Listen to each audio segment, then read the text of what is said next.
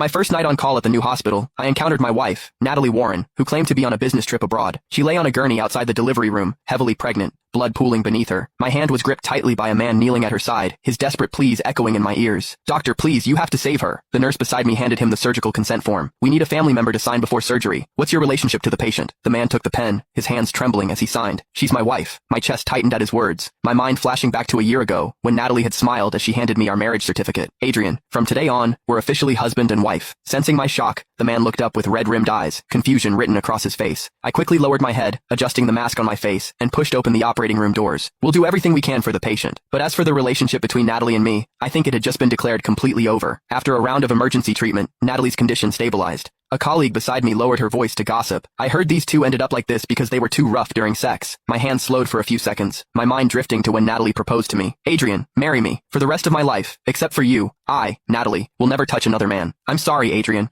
I accidentally got a gynecological condition. The doctor said we can't have sex. Just wait a bit longer." I believed her. I was now saving her soon-to-be-born child. So it wasn't about physical discomfort, it was simply because she didn't love me. The surgery ended smoothly. I held the newborn baby in my arms. When I opened the operating room door, the man waiting outside immediately stood and rushed over. "How's Natalie?" I looked at the man before me, recalling the name he'd signed on the consent form. Ethan Shaw. A complete stranger. Natalie had never mentioned him before. I handed him the baby and offered my congratulations. "Congratulations. The surgery went well. Mother and daughter are both safe." Ethan's tense expression visibly relaxed. He seemed about to say something more when Natalie's gurney was wheeled out from behind me. "Ethan." She lay on the bed, extremely weak. Ethan immediately brushed past me, rushing to her side. Natalie touched the baby with one hand and held Ethan's hand with the other. "Ethan, our baby looks so much like you. When she grows up, she'll be just as handsome as you." I clenched my fists. Elena Hayes had just finished surgery, and I'd just been transferred to this upper-level hospital. This wasn't the right time or place to tear away this facade. After regaining some strength, her gaze fell on me. "Thank you so much, doctor. May I ask your name?" Natalie didn't recognize me. I stared into her eyes, trying to find a trace of guilt. "My surname is Smith. Just call me Dr. Smith." Ethan quickly diverted her attention, and she didn't spare me another glance. As soon as I returned to the on-call room, my phone vibrated in my pocket. I slid to answer, and Natalie's voice came through. "Adrian, there's a sudden emergency at the company. I might not be able to come back for a while." My silence made Natalie misunderstand, thinking I was sulking, so she continued talking. "Be good. When I'm done here, I'll definitely make time for our honeymoon trip." Natalie, before she could finish, Ethan's call and the baby's crying sounded on the other end of the line. "Gotta go." Natalie hastily hung up the phone. I made a phone call. "Send me the marriage certificate from the study cabinet.